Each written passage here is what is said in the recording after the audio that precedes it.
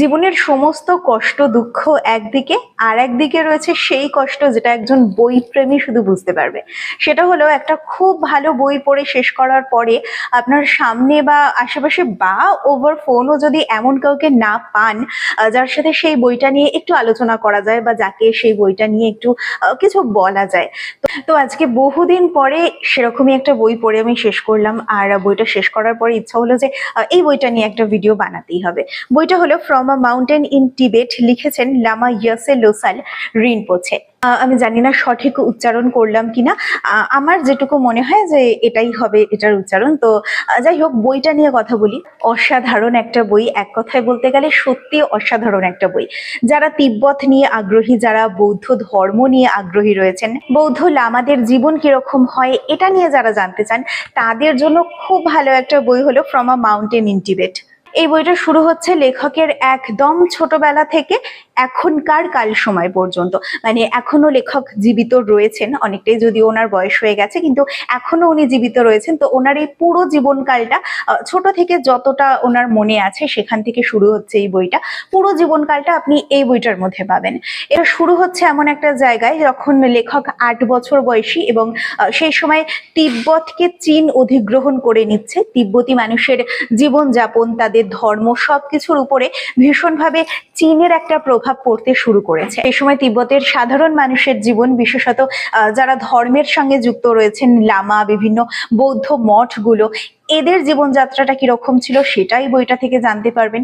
এরপরে লেখক সরাসরি যখন একটা বৌদ্ধ মঠে তিনি থাকতে শুরু করলেন, বলা ভালো একটা মনস্ট্রিতে যখন তিনি থাকতে শুরু করলেন, তারপরে তার জীবনে যে পরিবর্তন এলো, এবং হঠাৎ করে চীনের সৈন্যদের আক্রমণের ফলে তাকে সেই মঠ ছেড়ে যখন বেরিয়ে যেতে হলো, বলা ভালো যে পালিয়ে যেতে হলো, তারপরে তার জীবনে একটা অদ্ভুত অভিজ্ঞতা হলো, যেটাই এই বইটাতে রয়েছে।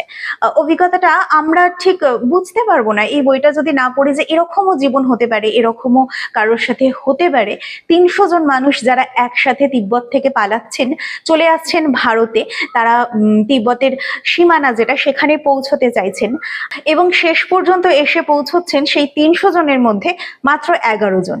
বাকিদের সাথে রাস্তায় কি হচ্ছে, কিভাবে তারা জীবন ধারণ করে রয়েছেন, কিভাবে হিমালয়ের দুর্গম পথ বেয়ে তারা হেঁটে আসছেন, সেগুলো যেরকম রয়েছে এই বইতে, সেরকমই তারপরে দেখা যাচ্ছে যখন সেই তিব্বতী রিফিউজি যারা, তাদের মধ্যে ওনাদের যে গ্রুপটা ছিল তাতে 11 জন এসে পৌঁছেছিলেন, এবং অন্যান্য বিভিন্ন গ্রুপে আরো মানুষ এসে পৌঁছেছিলেন। তো ভারতে সেই তিব্বতী রিফিউজিদের কিরকম জীবনযাত্রা এরপরে হয়েছিল, এবং তারপরে এই বইয়ের যিনি লেখক রয়েছেন, তিনি একটা চূড়ান্ত ভোগী জীবন থেকে কি করে একজন যোগী লামার জীবনে চলে গেলেন, কতটা বয়সের পরে তিনি সেই জীবনটায় অনুপ্রবেশ করলেন, কিভাবে সেগুলো ঘটলো তার সাথে, পুরো সম্পূর্ণ বিবরণ রয়েছে।